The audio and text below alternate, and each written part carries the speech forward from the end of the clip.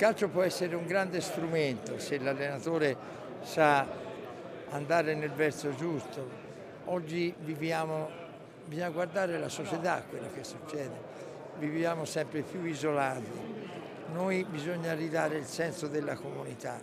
e è compito dell'allenatore, perché l'allenatore viene ascoltato. La figura dell'allenatore è centrale, strategica nel gioco del calcio, ma anche nella vita di tanti calciatori, soprattutto giovani che si appassionano a questo sport, anche grazie a questa particolare figura. Sì, è stato bellissimo, devo dire, ogni volta che sono qui, per ragioni che non conosco, mi emoziono sempre. Quest'anno a maggior ragione è stato premiato il nostro direttore generale,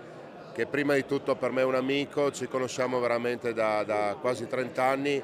ed è stato bellissimo, insomma, un onore stavolta poter rappresentare l'Udinese anche con la presenza del direttore generale che è stato premiato. Nell'ambito della festa del Mister, in cui sono stati premiati i migliori allenatori della scorsa stagione in Friuli, il premio sportivo friulano del calcio intitolato al prof Pravisano, anni fa vinto da grandi esponenti, è stato insignito a Franco Collavino, da anni braccio destro della famiglia Pozzo e ormai esperto dirigente sportivo. E mi rende doppiamente orgoglioso perché viene dal mondo degli allenatori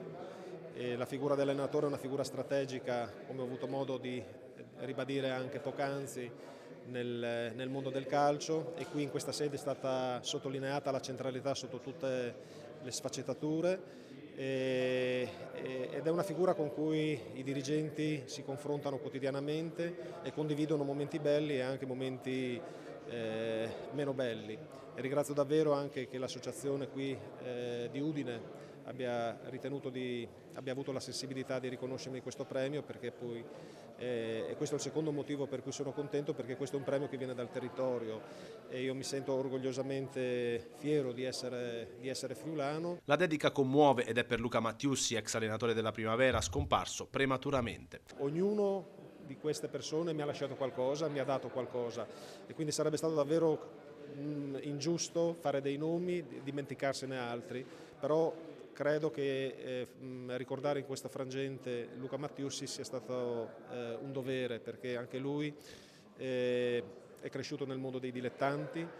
ha avuto l'opportunità e la fortuna di diventare anche allenatore professionista, di indossare da allenatore la maglia dell'Udinese,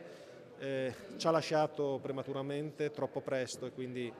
era giusto in questo frangente anche ricordarsi di lui.